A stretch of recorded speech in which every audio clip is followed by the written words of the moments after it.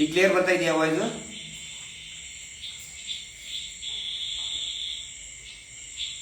ಅಲ್ಲ, ನಿಮ್ದು ಆನ್ ಮಾಡಿದ್ರೆ ಈ ಇದರಲ್ಲಿ 3 ಇದನ್ನು ಲೈವ್ ಇದೆ, 3 ಯೂಟ್ಯೂಬ್ಗಳು ಲೈವ್ ಇದೆ. ನಮ್ಮ ಅಭಿಷೇಕ್ ಅವ್ರದ್ದು, ಸಂಚಾರಿ ಸ್ಟುಡಿಯೋ ಅವ್ರದ್ದು, ಮತ್ತೆ ಇನ್ನೊಂದು ನಮ್ಮ ಧರ್ಮ ಅಂತ. ವಾಯ್ಸ್ ಕ್ಲಿಯರ್ ಇದೆಯಲ್ಲ? ಅಂದ್ರೆ ಯಾರಾದ್ರೂ ಕಾಲ್ ಮಾಡಿದ್ರೆ, ಈಗ ನಮ್ಮ ಜಯಂತಿ ಅವರು ಕಾಲ್ ಮಾಡಿದ್ರು, ಮತ್ತೆ ಇನ್ನೂ ಒಂದು 3-4 ಕಾಲ್ ಕಂಟಿನ್ಯೂಸ್ ಬರ್ತಾ ಇದೆ. ಬಹುಶಃ ಜಾಸ್ತಿ ಕಾಲ್ ಮಾಡಿಕೊಳ್ಳಿ ಅದು ವಾಯ್ಸ್ ಮ್ಯೂಟ್ ಆಗುತ್ತೆ ಅಂತ ಹೇಳ್ಕೊಂಡು. ಓಕೆ, ಇರಲಿ.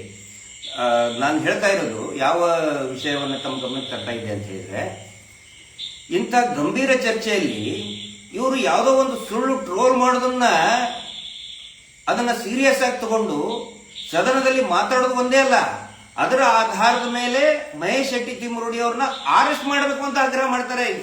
ಅದಕ್ಕೆ ನಿಜವಾಗ್ಲೂ ಕೂಡ ಗೃಹ ಸಚಿವರ ಒಂದು ಪ್ರಜ್ಞಾವಂತಿಕೆಯನ್ನ, ಮಾನ್ಯ ಮುಖ್ಯಮಂತ್ರಿಗಳ ಪ್ರಜ್ಞಾವಂತಿಕೆಯನ್ನ ಇಡೀ ನಾಡು ಮೆಚ್ಚುಕೋಬೇಕು. ಇಡೀ ನಾಡು ಮೆಚ್ಚುವಂತ ಕೆಲಸವನ್ನ ಇವತ್ತು ಗೃಹ ಸಚಿವರು ಮತ್ತೆ ಮಾನ್ಯ ಮುಖ್ಯಮಂತ್ರಿಗಳು ಮಾಡಿದ್ದಾರೆ. ತಪ್ಪು ಮಾತಾಡಿದರೆ ಖಂಡಿತ ಅರೆಸ್ಟ್ ಮಾಡುವಂತ ಪವರ್ಸ್ ಇದೆ, ಅದನ್ನ ಯಾರು ತಡೆಯಕ್ಕಾಗೋದಿಲ್ಲ, ನಾವಾಗ್ಲಿ ಯಾರೇ ಆಗ್ಲಿ. ಆದ್ರೆ ಸುಳ್ಳು ಟ್ರೋಲ್ಗಳನ್ನ ಆಮೇಲೆ ಅದನ್ನ ಟಿವಿ ಚಾನೆಲ್ ಅವ್ರು ಕ್ಯಾರಿ ಮಾಡಿದ್ದಾರೆ. ಮಹೇಶ್ ಶೆಟ್ಟಿ ತಿಮ್ಮರುಡಿ ಅಟ್ಲೀಸ್ಟ್ ಒಂದು ವೆರಿಫೈ ಮಾಡಕ್ಕಾಗಲ್ವಾ ಇವರಿಗೆ? ಇನ್ನೊಂದು,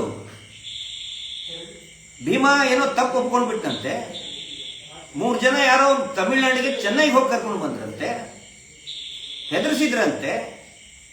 ಹೆದರ್ಸಿ ಹೇಳಿಕೆ ಕೊಡಕ್ ಹೇಳಿದ್ರಂತೆ. ಇದನ್ನೆಲ್ಲ ಈ ಕಥೆಗಳನ್ನ, ಈ ಸಿನಿಮಾ ಸ್ಟೋರಿಗಳನ್ನ ಸುವರ್ಣ ಚಾನಲ್ ಮತ್ತೆ TV9 ಅವರು ಇವ್ರಿಗೆ ಯಾಕೆ ಈ ತರ ಮಾಡ್ತಾ ಇದ್ರು ನನಗಂತೂ ಅರ್ಥ ಆಗ್ತಾ ಇಲ್ಲ. ಒಂದು ವೇಳೆ ಆ ತರ ನೋಡಿ, SIT ತನಿಖೆ ಚಾಲ್ತಿಯಲ್ಲಿರ್ಬೇಕಾದ್ರೆ ಈ ಸುಳ್ಳು, ಆಮೇಲೆ ಇನ್ನೊಂದು ಹೇಳ್ತೆ, ಏನು ಸೋಮನಾಥ್ ನಾಯಕರು ಇದು ಮಾಡಿದ್ರಂತೆ, ಯಾರೋ ಹಿಂದಿದಾರಂತ ಹೇಳಿ ಯಾಕೆ ಇಷ್ಟೊಂದು ಸುಳ್ಳು ಕಥೆಗಳನ್ನು ಹೇಳ್ತಾ ಇದ್ರೆ ನನಗಂತೂ ಅರ್ಥ ಆಗ್ತಾ ಇಲ್ಲ. ಬಹಳ ಮುಖ್ಯವಾದಂಥದ್ದು ಇವತ್ತಿನ ಇಡೀ ಸದನದಲ್ಲಿ ಚರ್ಚೆ ಆಗಿದ್ದು ಮತ್ತು ಒಂದು ಬಹುಮುಖ್ಯವಾದಂತಹ ಕಣ್ತೆರೆಸುವಂತಹ ಬೆಳವಣಿಗೆ.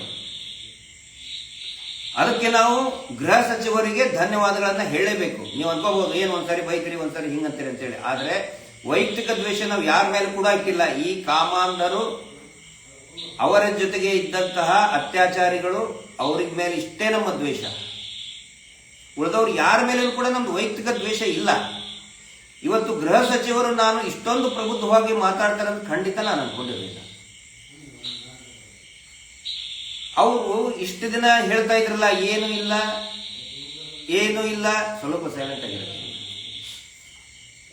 ಸಾರಿ, ಏನು ಇಲ್ಲ, ಗುಂಡಿಯಲ್ಲಿ ಏನು ಇಲ್ಲ, ದೇವಸ್ಥಾನಕ್ಕೆ ಅಪಪ್ರಚಾರ, ದೇವಸ್ಥಾನದ ಮೇಲೆ ಅಪಪ್ರಚಾರ ಅಂತ ಹೇಳ್ತಾ ಇದ್ರಲ್ಲ, ಎಲ್ಲರಿಗೂ ಕೂಡ ಅತ್ಯಂತ ಪ್ರಬುದ್ಧವಾಗಿ ಉತ್ತರ ಕೊಟ್ಟಿದ್ದಾರೆ. ಅವರು ಹೇಳಿದ್ದು ನಮಗೆ ತುಂಬಾ ಇಷ್ಟ ಆಗಿದ್ದು ಏನು ಅಂತ ಹೇಳಿದ್ರೆ, ದೇವಸ್ಥಾನದ ವಿರುದ್ಧ ಅಪಪ್ರಚಾರ ಮಾಡ್ತಾ ಇದ್ರೆ ಅವರ ಮೇಲೇನು ಕೂಡ ಆಕ್ಷನ್ ತಗೊಳ್ತೀವಿ ಅಂತ ಹೇಳಿದ್ದು ನಮಗೆ ತುಂಬಾ ಇಷ್ಟ ಆಯ್ತು. ಏನು ಇಲ್ಲ ಅಂತ ಹೇಳ್ತಾ ಇದ್ರಲ್ಲ, ಅವ್ರಿಗೆ ಉತ್ತರ ಕೊಟ್ಟಿದ್ದಾರೆ, ಸದನದಲ್ಲಿ ಉತ್ತರ ಕೊಟ್ಟಿದ್ದಾರೆ. ಶಂಖದಿಂದ ಬಂದ್ರೇನೆ ತೀರ್ಥ, ನಮ್ಗೆ ಗೊತ್ತಿತ್ತು, ಒಳ್ಳೆ ತೀರ್ಮಾನ, ಒಳ್ಳೆ ಬೆಳವಣಿಗೆ, ಇವ್ರು ಎಷ್ಟೇ ಬೈದ್ರು ಕೂಡ ಒಂದು ದಿನ ಆಗೇ ಆಗತ್ತೆ. ಇವತ್ತು ಪ್ರಾಯಶಃ ಒಂದು ಹಂತದ ಒಂದಿಷ್ಟು ಮಾಹಿತಿಗಳನ್ನ ಕೊಟ್ಟಿದ್ದಾರೆ. ಏನ್ ಹೇಳಿದ್ರು ಅವರು? ಏನು ಇಲ್ಲ ಅಂತ ಹೇಳ್ತಾ ಇದ್ರಲ್ಲ, ಒಂದು ಪಾಯಿಂಟ್ ಅಲ್ಲಿ ಒಂದು ಕಳೆಬರ ಸಿಕ್ಕಿದೆ, ಅಸ್ಥಿಪಂಜರ ಸಿಕ್ಕಿದೆ, ಇನ್ನೊಂದರಲ್ಲಿ ಮೂಳೆಗಳು ಸಿಕ್ಕಿದೆ. ಆನಂತರ ಇನ್ನೂ ಅನೇಕ ಕಡೆಗಳಲ್ಲಿ ಈ ಏನು ಲ್ಯಾಟರೈಟ್ ಸಾಯಿಲ್, ಕೆಂಪು ಮಣ್ಣು ಇರತಕ್ಕಂತ ಪ್ರದೇಶದಲ್ಲಿ ಆಸಿಡ್ ಕಂಟೆಂಟ್ ಜಾಸ್ತಿ ಇರೋದ್ರಿಂದ ಮೂಳೆಗಳು ಬೇಗ ಸವೆದು ಹೋಗಿ ಡಿಕಂಪೋಸ್ ಆಗಿರ್ತದೆ, ಮಣ್ಣಿನ ಜೊತೆಗೆ ಸೇರಿರ್ತದೆ. ಅಂತ ಪ್ರದೇಶಗಳಲ್ಲಿ DNA ಅನಲೈಸಿಸ್, ಫಾರೆನ್ಸಿಕ್ಸ್ ಅನಲೈಸಿಸ್ ಮಾಡೋದ್ರ ಸಲುವಾಗಿ ಮಣ್ಣಿನ ಸ್ಯಾಂಪಲ್ಗಳನ್ನು ಕೂಡ ತೆಗೆದುಕೊಂಡಿದ್ದಾರೆ. ಅದು ಬರೋದರವರೆಗೆ ವೇಟ್ ಮಾಡಬೇಕು ಅಂತ ಹೇಳಿದ್ದಾರೆ. ಎಷ್ಟೊಂದು ಪ್ರಬುದ್ಧವಾದಂತ ಮಾತನ್ನ ಹೇಳಿದ್ದಾರೆ. ಏನು ಇಲ್ಲ ಅಂತ ಹೇಳ್ತಿರಲ್ಲ, ಸುಳ್ಳು ಸುದ್ದಿ, ಇಷ್ಟು ದಿನಗಳವರೆಗೆ ಸುಳ್ಳು ಸುದ್ದಿ ಪ್ರಚಾರ ಮಾಡಿದವರಿಗೆ ಉತ್ತರ ಕೊಡ್ತೀರಾ? ಈಗ ಇದನ್ನ ಪ್ರಸಾರ ಮಾಡ್ತೀರಾ? ಸುಳ್ಳು ಬರಿತಾ ಇದ್ರಲ್ಲ, ಕೆಲವೊಂದಿಷ್ಟು ಪತ್ರಿಕೆಗಳಲ್ಲಿ ಕೂಡ ನ್ಯೂಸ್ ಕಂಟೆಂಟ್ ರೈಟರ್ ಬರಿತಾ ಇದ್ರು ಸುಳ್ಳು. ಕೊಡಿ ಇದಕ್ಕೆ ಉತ್ತರನ. ಏನು ಇಲ್ಲ ಅಂದವರು ಅನೇಕ ಕಡೆಗಳಲ್ಲಿ. ಯಾಕಂತ ಹೇಳಿದ್ರೆ ಈ 15, 20, 30 ವರ್ಷ ಆದ್ಮೇಲೆ ಅದು ಪೂರ್ತಿಯಾಗಿ ಸೌದು ಹೋಗಿರ್ತದೆ, ಕರಿಗೆ ಹೋಗಿರ್ತದೆ. ಅದರಲ್ಲಿ ಚಿಕ್ಕ ಮಕ್ಕಳದಿತ್ತಂತ ಹೇಳಿದ್ರೆ ಕಂಪ್ಲೀಟ್ ಡಿಕಂಪೋಸ್ ಆಗಿರ್ತದೆ ಡೆಡ್ ಬಾಡಿ. ಅಂತ ಪ್ರದೇಶದಲ್ಲಿ DNA ಟೆಸ್ಟ್ಗೆ ಕೊಡಬೇಕಾಗತ್ತೆ. ಆ ಕೆಲಸವನ್ನು ಮಾಡಿದ್ದಾರೆ. ಬುರುಡೆ ಎಲ್ಲಿಂದ ತಂದು ಕೊಟ್ಟಂತೆ, ಯಾರ ತಂದು ಕೊಟ್ಟರಂತೆ ಅಂತ ಹೇಳ್ತಾ ಇದಾರಲ್ಲ, ಅವ್ರಿಗೂ ಉತ್ತರ ಕೊಟ್ಟಿದ್ದಾರೆ. ಸೂಕ್ಷ್ಮವಾಗಿ ಗಮನಿಸಿ, ಎಲ್ಲಿಂದ ಬುರುಡೆ ತೆಗೆದುಕೊಂಡು ಬಂದ ಆ ಮಣ್ಣಿನ ಸ್ಯಾಂಪಲ್ಗಳನ್ನು ಕೂಡ ಕೊಟ್ಟಿದ್ದಾರೆ ಅಂತ ಹೇಳಿ ದಯವಿಟ್ಟು ಆ ವರದಿ ಬರಬೇಕು. ಅವಾಗ ಇನ್ನೂ ಕಣ್ತೆರಿತಾರೆ. ಪ್ರತಿದಿನ ಸುಳ್ಳು ಹೇಳೋರಿಗೆ ದಯವಿಟ್ಟು ಇವರಿಗೆ ಸರಿಯಾಗಿ ಉತ್ತರ ಕೊಟ್ಟಿದ್ದಾರೆ. ಏನೂ ಇಲ್ಲ. ಆಮೇಲೆ ಮಾಧ್ಯಮಗಳಲ್ಲಿ ಷಡ್ಯಂತ್ರ ಅಂತ ಹೇಳ್ತಾರಲ್ಲ, ಷಡ್ಯಂತ್ರ ಅದು ಸತ್ಯ ಅಲ್ಲ ಅಂತ ಸ್ವತಃ ಗೃಹ ಸಚಿವರು ಹೇಳಿದ್ದಾರೆ. ಸ್ವತಃ ಗೃಹ ಸಚಿವರು ಸದನದಲ್ಲಿ ಹೇಳಿದ್ದಾರೆ. ಸಾಕಷ್ಟು ಇದು ಬೇಕಾಗಿತ್ತು ಅಂದ್ರೆ ನಿಮಗೆ ಷಡ್ಯಂತ್ರ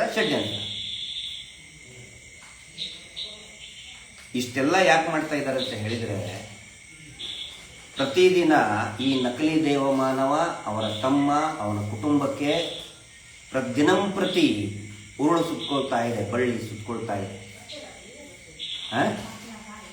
ಅಲ್ಲರಿ, ನಿನ್ನೆ ನಾವು ಸಾಯಂಕಾಲ ಮಾಡಿದ ಪ್ರೆಸ್ ಮೀಟ್ನಲ್ಲಿ ಅದಕ್ಕಿಂತ ಮುಂಚೆ ಜಯಂತ್ ಅವರು ದೂರು ಕೊಟ್ಟಿದ್ದಾರೆ. ಲಾಡ್ಜಿಂಗ್ನಲ್ಲಿ ಮಹಿಳೆಯ ಕೊಲೆ ಆಗಿದ್ರ ಬಗ್ಗೆ ತನಿಖೆ ಯಾಕೆ ಮಾಡಿಲ್ಲ ಅಂದಾಗ ಇನ್ನೂ ಸಿಕ್ಕಾಕೊಂಡು ಇವತ್ತು ಈ ಡ್ರಾಮಾ ಮಾಡಿದ್ದಾರೆ. ಇಷ್ಟು ದಿನ ಏನು ಸಿಕ್ಕಿಲ್ಲ ಅಂತ ಹೇಳಿದ್ರು. ಇವತ್ತೇನು ಹೇಳಕ್ ಸ್ಟಾರ್ಟ್ ಮಾಡಿದ್ರು, ಅರೆಸ್ಟ್ ಅಂತೆ, ಆದಂತೆ ಈದಂತೆ. ಇಷ್ಟು ವರ್ಷ ಬರೀ ಇದನ್ನೇ ಮಾಡ್ತಾನೆ ಬಂದರು. ಆನೆ ಮಾವುತನ ಪ್ರಕರಣದಲ್ಲಿ ಇವತ್ತು ಅವ್ರು ಹೋಗಿದ್ದಾರೆ ಒನ್ಸ್ ಅಗೇನ್ ಇದನ್ನು ಮರು ತನಿಖೆ ಮಾಡಿಸಿ ಅಂತೇಳಿ. ಬೆಳಿಗ್ಗೆ 10 ಗಂಟೆಗೆ ಹೋಗಿದ್ದಾರೆ, ಸ್ಟಾರ್ಟ್ ಮಾಡಿದ್ರು ನ್ಯಾರೇಷನ್ಸ್, ಕತೆ ಬರೆಯೋದು, ಕಾಲ್ಪನಿಕ ಕತೆ ಬರೆಯೋದು. ಆನೆ ಮಾವುತನ ಪ್ರಕರಣದಲ್ಲಿ ಜಡ್ಜಿ ಕೊಂದಿದ್ದಾರೆ. ಆದ್ರೂ ಕೂಡ ಆಮೇಲೆ ಅದೇ ನಕಲಿ ದೇವಮಾನವನ ಹೆಸರು ಹಾಕಿ ಅವರ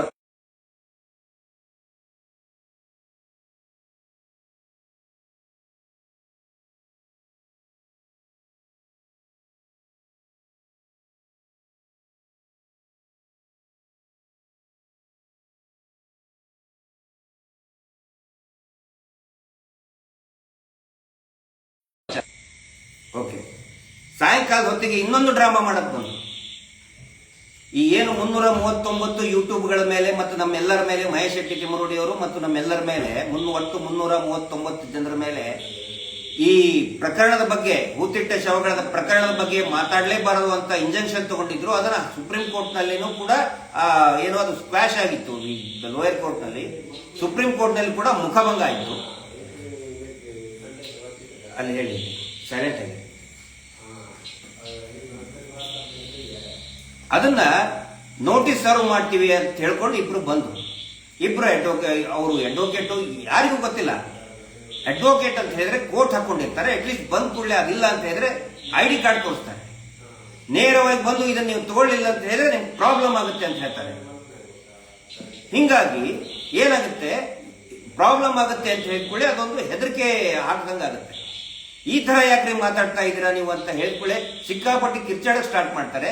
ನಿಮ್ಮ ID ಕಾರ್ಡ್ ಎಲ್ಲಿ ಅಂತ ಕೇಳಿದ್ರೆ ID ಕಾರ್ಡ್ ತೋರಿಸೋದಿಲ್ಲ, ID ಕಾರ್ಡೇ ತೋರಿಸೋದಿಲ್ಲ. ಕೋರ್ಟ್ ಎಲ್ಲಿ ಅಂತ ಹೇಳಿದ್ರೆ ಆಯ್ತು ಕೋರ್ಟ್ ತಗೊಂಡು ಬರ್ತೀವಿ ಅಂತ ಕಾರಿಗೆ ಹೋಗ್ತಾರೆ, ಕಾರಿಗೆ ಹೋಗಿ ಸುಮ್ಮನೆ ಬರ್ತಾರೆ. ನಾವು ಕೋರ್ಟ್ ತಂದಿಲ್ಲ, ID ಕಾರ್ಡ್ ಇಲ್ಲ, ಜೋರಾಗಿ ಗಲಾಟೆ ಮಾಡ್ತಾರೆ. ಇದು ವೀರೇಂದ್ರ ಜೈನ್ ಅವರ ಒಂದು ಟೀಮ್. ರಾಜಶೇಖರ್ ಹೆಸರು ಹೇಳ್ತಾರೆ. ಯಾರು ರಾಜಶೇಖರ್? ಯಾರಿಗ್ ಗೊತ್ತು ರಾಜಶೇಖರ್ ಯಾರು ಅಂತ? ಯಾರಿಗ್ ಗೊತ್ತು? ಏನಂದ್ರೆ ಅವ್ರ ಹೆಸರು ಹೇಳಿದ್ಕೊಳ್ಳೆ ಮನೆಯೊಳಗೆ ಬಿಟ್ಕೊಡ್ಬೇಕಾ? ಮನೆಗೆ ಬಂದಿದ್ದಾರೆ.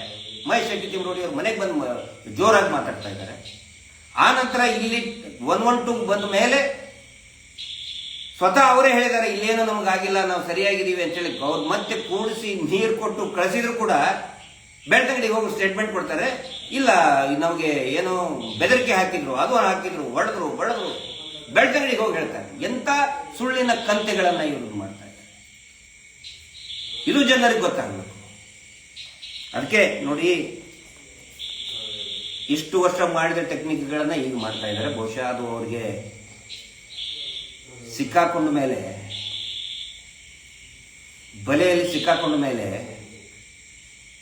ಒದ್ದಾಡುತ್ತಂತೆ. ಇವರು ಇಡೀ ದಿನ ಮಾಡಿದಂಥ ಹೈಡ್ರಾಮಾ ಒಂದು ಮೇಲೆ ಒಂದು ಸುಳ್ಳುಗಳನ್ನು ನೋಡಿದರೆ ಇವರು ಎಷ್ಟು ಕಂಗೆಟ್ಟು ಹೋಗಿದ್ದಾರೆ, ಇವರು ಎಷ್ಟು ಭಯ ಪಟ್ಕೊಂಡಿದ್ದಾರೆ. ಇಡೀ ಜಗತ್ತಿಗೆ ನ್ಯಾಯ ಕೊಡಿಸುತ್ತೀವಿ ಅಂತ ಹೇಳೋದವರು ತಮ್ಮ ಅನ್ಯಾಯದ ಬಲೆಯಲ್ಲಿ, ತಾವೇ ಮಾಡಿದಂತಹ ಅನ್ಯಾಯದ ಬಲೆಯಲ್ಲಿ ಸಿಕ್ಕಾಕೊಂಡಿದ್ದಾರಲ್ಲ, ಅದು ಒದ್ದಾಟ ಕಾಣ್ತಾ ಇದೆ, ಸ್ಪಷ್ಟವಾಗಿ ಕಾಣ್ತಾ ಇದೆ.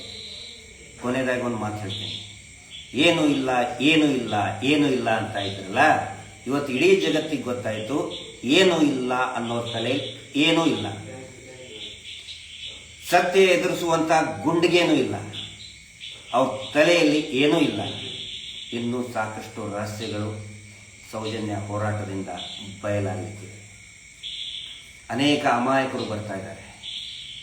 ನಾವು ಮಕ್ಕಳನ್ನು ಕಳ್ಕೊಂಡಿದ್ದೀವಿ, ತಂಗಿಯನ್ನು ಕಳ್ಕೊಂಡಿದ್ದೀವಿ, ದೂರು ಕೊಡ್ತಾ ಇದ್ದಾರೆ.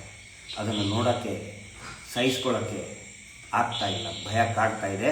ಅದಕ್ಕೆ ಏನೂ ಇಲ್ಲ ಅಂತೇಳಿ ಕೃತಕವಾದ ದೇವಸ್ಥಾನಕ್ಕೆ ಅಪಪ್ರಚಾರ ಅಂತ ಮಾಡಿ ಮೊನ್ನೆ ಒಬ್ಬರು ಒಂದು ಅರ್ಜಿ ಹಾಕಿದ್ದಾರೆ. ಅದನ್ನು ನಿಮ್ಮ ಗಮನಕ್ಕೆ ತರ್ತಾ ಇದ್ದೇನೆ. ಇಬ್ಬರು ಭಕ್ತರು, ದೇವಸ್ಥಾನದ ಪರಮ ಭಕ್ತರು, ನಾವು ವರ್ಷಕ್ಕೆ 5-6 ಸಾರಿ ನಾವು ಧರ್ಮಸ್ಥಳ ದೇವಸ್ಥಾನಕ್ಕೆ ಹೋಗುವಂತಹ ಶ್ರದ್ಧಾಳುಗಳು ನಾವು.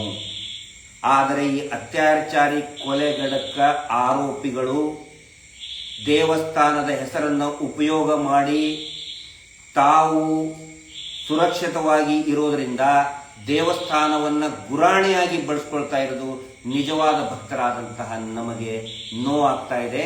ಹೀಗಾಗಿ ಈ ಪ್ರಕರಣದ ಅಂದರೆ ಕ್ರೈಮ್ ನಂಬರ್ 39/2025 ಹೂತಿಟ್ಟ ಶವಗಳನ್ನು ಮೇಲೆತ್ತುವ ಪ್ರಕರಣದಲ್ಲಿ ಆರೋಪಿಗಳು ಮತ್ತು ಅವರ ಬೆಂಬಲಿಗರು ಹೆಸರು ಕೂಡ ಹಾಕಿದ್ದಾರೆ. ಈಗ ಏನೇನು ದೊಡ್ಡ ಇದನ್ನು ಮಾಡ್ತಾ ಇದ್ರಲ್ಲ ಅವರೆಲ್ಲರ ಹೆಸರು ಹಾಕಿದ್ದಾರೆ. ನಕಲಿ ದೇವಮಾನವನ ಹೆಸರು ಹಾಕಿದ್ದಾರೆ, ಅವನ ಬೆಂಬಲಿಗರ ಹೆಸರು ಹಾಕಿ ಇವರು ಯಾರು ಕೂಡ ಅಂದರೆ ಈ ಪ್ರಕರಣದಲ್ಲಿ ವೀರೇಂದ್ರ ಹೆಗ್ಗಡೆ, ಯಾಕಂತಂದ್ರೆ ಅದರಲ್ಲಿ ವೀರೇಂದ್ರ ಹೆಗ್ಗಡೆ ಅವರೇ ಧರ್ಮಸ್ಥಳದ ಹೆಸರನ್ನ ಉಪಯೋಗಿಸಬಾರ್ದು. ಅವರ ಬೆಂಬಲಿಗರು, ಅವರನ್ನ ರಕ್ಷಣೆ ಮಾಡುವಂತಹ ಬೆಂಬಲಿಗರು ಕೂಡ ಧರ್ಮಸ್ಥಳದ ಹೆಸರನ್ನ ಉಪಯೋಗಿಸಬಾರ್ದು ಅಂತ ಹೇಳಿ ಪೆಟಿಷನ್ ಫೈಲ್ ಮಾಡಿದ್ದಾರೆ. ನೋಟಿಸ್ ಕೂಡ ಇಶ್ಯೂ ಆಗಿದೆ ನ್ಯಾಯಾಲಯದಿಂದ. ಇದು ನಿಜವಾದ ಭಕ್ತಿ, ಭಕ್ತರ ಅಭಿಪ್ರಾಯ. ನಿಜವಾದ ಭಕ್ತರು ಹೇಳ್ತಾ ಇದ್ದಾರೆ. ನಮ್ಮಂತಹ ನೂರಾರು, ಸಾವಿರಾರು, ಲಕ್ಷಾಂತರ, ಕೋಟ್ಯಾಂತರ ಭಕ್ತರು ಹೇಳ್ತಾ ಇದ್ದಾರೆ, ಇವರು ಅತ್ಯಾಚಾರಿಗಳನ್ನ ರಕ್ಷಣೆ ಮಾಡೋದಕ್ಕೆ ಯಾಕೆ ಧರ್ಮಸ್ಥಳದ ಹೆಸರನ್ನು ಉಪಯೋಗ ಮಾಡ್ಕೊಳ್ತಾ ಇದ್ದೀರಿ ಅಂತೇಳಿ ನಿಜವಾದ ಭಕ್ತರು ಹೇಳ್ತಾ ಇದ್ದಾರೆ. ಅದರ ಸಲುವಾಗಿ ಕೋರ್ಟಿಗೂ ಕೂಡ ಅಪ್ಲಿಕೇಶನ್ ಹಾಕಿದ್ದಾರೆ, ನೋಟಿಸ್ ಕೂಡ ಇಶ್ಯೂ ಆಗಿದೆ. ಸ್ವತಃ ವೀರೇಂದ್ರ ಹೆಗ್ಗಡೆ ಅವರೇ ಧರ್ಮಸ್ಥಳದ ಹೆಸರನ್ನ ಉಪಯೋಗ ಮಾಡಬಾರದು, ಅವರು ಅವರ ಪರಿವಾರದ ರಕ್ಷಣೆ ಮಾಡಿಕೊಳ್ಳೋದಕ್ಕೆ, ಅವರ ಮೇಲಿನ ಆರೋಪದಿಂದ ಜಾರಿಕೊಳ್ಳೋದಕ್ಕೆ ಶ್ರೀ ಕ್ಷೇತ್ರ ಧರ್ಮಸ್ಥಳ, ಪರಮ ಪವಿತ್ರ ಧರ್ಮಸ್ಥಳದ ಹೆಸರನ್ನು ಉಪಯೋಗಿಸಬಾರದು ಅಂತೇಳಿ ಮಾನ್ಯ ನ್ಯಾಯಾಲಯ ನೋಟಿಸ್ ಇಶ್ಯೂ ಮಾಡಿದೆ. ಇದು ಗೊತ್ತಿರಲಿ ಎಲ್ಲರಿಗೂ. ಯಾಕಂತ ಹೇಳಿದ್ರೆ ನಿಜವಾದ ಹೋರಾಟ ಇದು, ನಿಜವಾದ ಭಕ್ತರ, ಮಂಜುನಾಥ ಸ್ವಾಮಿಯ ಭಕ್ತರ ಹೋರಾಟ ಇದು. ನೂರಾರು ಹೆಣ್ಣು ಮಕ್ಕಳು ಕೊಲೆಯಾಗಿ ಹೋಗಿದ್ದಾರೆ. ಕಣ್ಣು ಮುಂದೆ ಸಾಕಷ್ಟು ಉದಾಹರಣೆಗಳಿದೆ. ಇವರಿಗೆ ಯಾರಿಗೂ ಈ ಸದನದಲ್ಲಿ ಸುರೇಶ್ ಕುಮಾರ್ ಅವ್ರಿಗಾಗ್ಲಿ, ಆರ್ ಅಶೋಕ್ ಅವ್ರಿಗಾಗ್ಲಿ, ಆರ್ ಅಶೋಕ್ ಅವರೇ ಗೃಹ ಸಚಿವರಾಗಿದ್ದಾಗ 2012ರಲ್ಲಿ ಸೌಜನ್ಯಾಳ ಬರ್ಬರ ಅತ್ಯಾಚಾರ, ಗ್ಯಾಂಗ್ ರೇಪ್ ಅಂಡ್ ಮರ್ಡರ್ ಆದಾಗ ಇದೇ ಆರ್ ಅಶೋಕ್ ಹೋಮ್ ಮಿನಿಸ್ಟರ್ ಇದ್ರು. ಇದೇ ಆರ್ ಅಶೋಕ್ ಆರೋಪಿಗಳನ್ನ ರಕ್ಷಣೆ ಮಾಡಿದ್ರು. ಡಬಲ್ ಮರ್ಡರ್ ಕೇಸಲ್ಲಿ ಕೂಡ ಇದೇ ಆರೋಪಿಗಳನ್ನ ರಕ್ಷಣೆ ಮಾಡಿದ್ದೆ ಆರ್ ಅಶೋಕ್. ಅದರ ಸಲುವಾಗಿ ಎಲ್ಲಿ ಏನಾದ್ರು ತಮ್ಮ ಬುಡಕ್ ಬಂದ್ಬಿಡ್ತದೆ ಅಂತ ಹೇಳಿ ಇವತ್ತು ಭಯಂಕರವಾಗಿ ಡ್ರಾಮಾ ಆಡ್ತಾ ಇದ್ದಾರೆ ಸದನದಲ್ಲಿ. ಅವರಿಗೂ ಉತ್ತರ ಸಿಗುತ್ತೆ, ಸ್ವಲ್ಪ ದಿನದಲ್ಲಿ ಉತ್ತರ ಸಿಗುತ್ತೆ. ಅವರನ್ನು ಕೂಡ ಒಂದು ದಿನ SIT ತನಿಖೆ ಮಾಡುವಂತ ಪರಿಸ್ಥಿತಿ ಬಂದೇ ಬರುತ್ತೆ. ಅದರ ಸಲುವಾಗಿ SITಯನ್ನು ನಿಲ್ಲಿಸುವ ಸಲುವಾಗಿ ಇಷ್ಟೊಂದು ದೊಡ್ಡ ರೀತಿಯಲ್ಲಿ ಆದಂತ ಹೈ ಡ್ರಾಮಾ ಮಾಡ್ತಾ ಇದ್ದಾರೆ. ನಾಚಿಕೆ ಆಗಬೇಕು ಅವ್ರಿಗೆ. ಏನೂ ಇಲ್ಲ, ಅಪಪ್ರಚಾರ, ಏನು ಇಲ್ಲ ಅಂದಲೇ ಏನೂ ಇಲ್ಲ. ಸತ್ಯ ಎದುರಿಸುವಂತಹ ಗುಂಡಿಗೇನೂ ಇಲ್ಲ. ಗುಂಡಿಯಲ್ಲಿ ಏನೂ ಇಲ್ಲ ಅಂತ ಹೇಳ್ತಾರಲ್ಲ, ಸತ್ಯವನ್ನು ಎದುರಿಸುವಂತಹ ಗುಂಡಿಗೇನೂ ಇಲ್ಲ, ತಲೆಯಲ್ಲಿ ಏನೂ ಇಲ್ಲ. ಸೌಜನ್ಯಳ ಹೋರಾಟ ಅಷ್ಟು ಸುಲಭವಾಗಿ ತಿಳ್ಕೊಳ್ಳಕ್ಕೆ ಹೋಗಲ್ಲ.